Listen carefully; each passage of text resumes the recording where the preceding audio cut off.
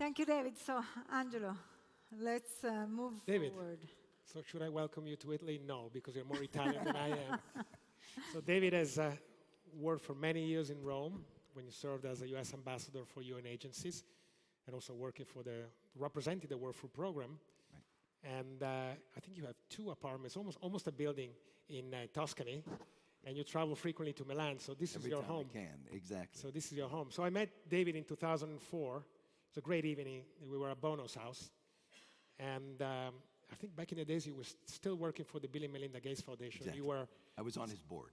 Yeah, and you were setting up the Washington office, right? Yeah. Yeah. It was that night that I realized that, a selected group of visionaries were trying to change the world. Your aim and objective was to end poverty.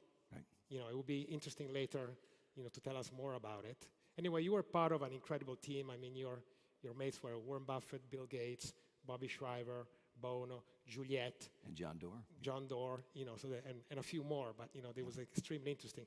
But again, again, we need to go back in history. So 10 years before, early 90s, you're doing your job, and all of a sudden, you get recruited by the Clinton administration. How can that happen? Yeah. I mean, it didn't happen to any of us. I will tell you about that. Let me first say, just add something to how we met and then how we re-met. I know it was summer of 2004 because it was the Euro Cup. We were on Bono's terrace. Somehow Ireland may have been in play. Yeah. And everybody was focused on it. And then later that night, 2 or 3 in the morning after a long night, I said to Bono, "Man, I met your friend Angelo. He's just the greatest guy." Said something about his humility. I said, "I guess he's in the soccer business." And Bono said, "David, his family owns Inter Milan, and he's a great investor and all these other things." I said, "Oh, I never would have known from the way he presented himself." And then I think 8 years ago, when I was just nominated or maybe just been confirmed to be ambassador, I was at Warren Buffett's annual meeting, which you always go to, and you had off. You said, "I hear you're moving to Italy to be ambassador. I will be your guide." And you were the one person I knew in Italy when I arrived in Rome. So thank you for your friendship and for your colleagues and everybody inviting me here. So the Clinton thing is there's actually a story of innovation here. I'd worked for a senator who'd run for president, went to graduate school at Princeton in international affairs, but was actually working in the private sector as a management consultant.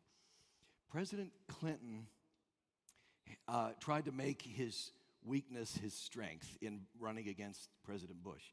President Bush was a great foreign policy president, and he had the National Security Council. He's widely admired by Republicans and Democrats for the U.S. response to the end of the Cold War.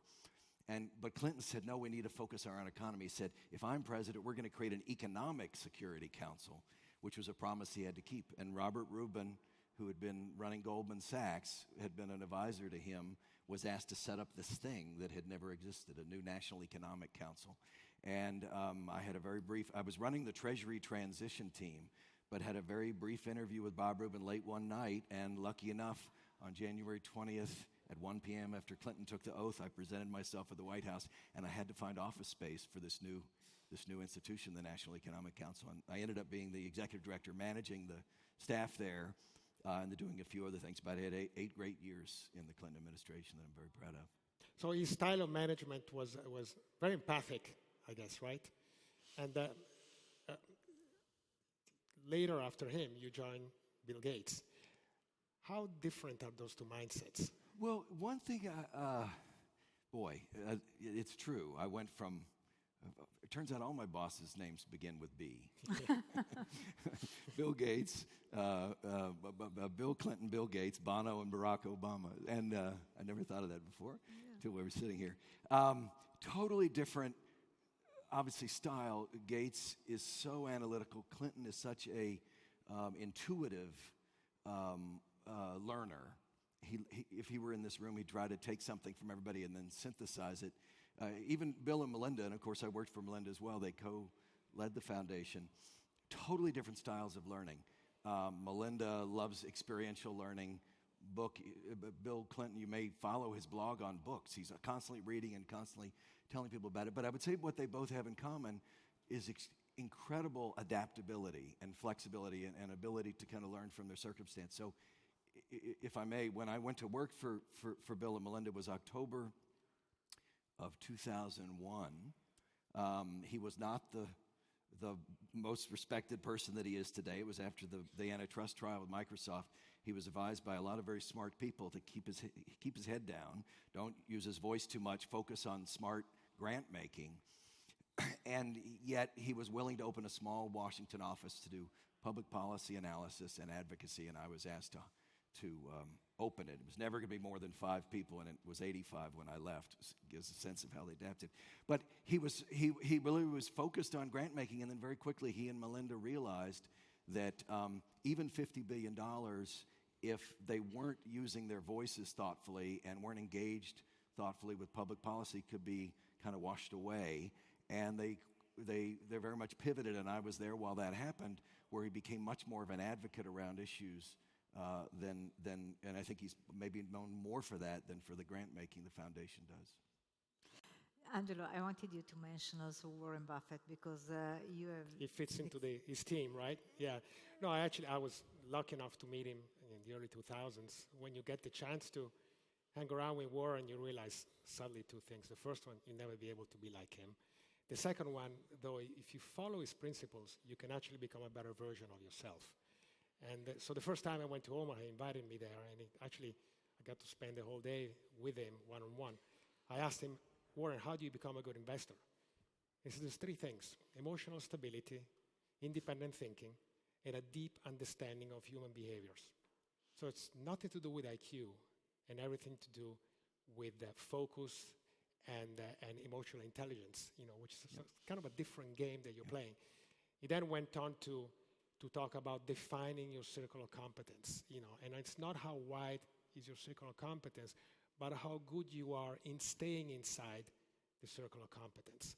So it's a very simple game, but it takes a lot of discipline to pursue it. And a lot of personality as well. And then there's the element of passion behind it. When the head doesn't perfectly rhyme with the heart, there's no passion. So Warren tap dances to work. He gets to do what he wants at work with the people that he loves. So he says, I paint my own painting at Berkshire. I have my own canvas, I have my own paint, right. I do exactly what I want to do. So I think Warren, he will be remembered as the greatest investors of all time, but I think he will remain in history for the money that is given back to society. And actually, David, you have some good stories about the giving back.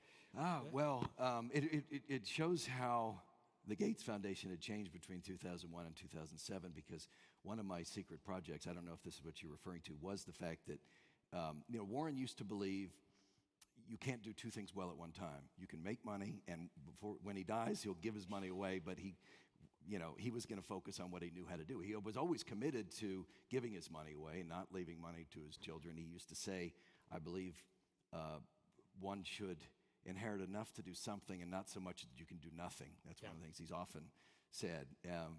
And his kids are okay with it. Anyway, he had decided he was going to pivot to philanthropy because he had great faith in what Bill and Melinda Gates had done and the impact they were having. So he decided to give their $32 billion to the Gates Foundation. That was his way to move to philanthropy.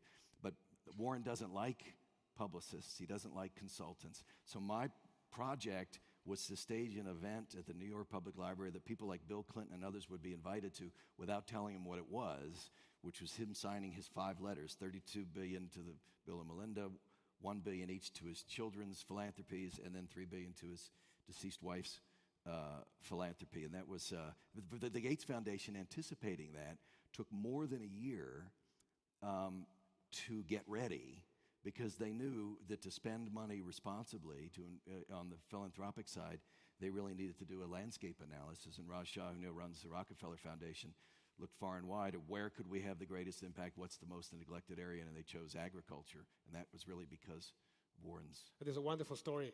You fast forward, you're working for President Obama. Oh, yeah. And suddenly a very crazy idea comes up. Well, he's a very as you know probably better than I do, because you introduced him to European leaders. He's a very playful person. And so they had this, he had been talking about what he thought was the unfairness of the fact that his secretary paid a higher marginal tax rate than he did. And so he started going on about this, and it became an Obama proposal, and it became labeled the Buffett tax. I always thought he would kind of squirm about that. But the State of the Union was coming up, and somebody had the big idea, what if Debbie, his secretary, sat in the box at the State of the Union, and we referred to her to make it tangible. And I said, okay. I mean, that sounds a little far-fetched, but they said, could you call him? And because I have the relationship with the family, I literally called him and said, not pushing this, just mentioned. He said, that's a great idea. Let's see what Debbie thinks. And then Debbie agreed to do it, and she flew to Washington, and I kind of prepped her in my office in the West Wing, and then she went to the State of the Union and sat in the box. So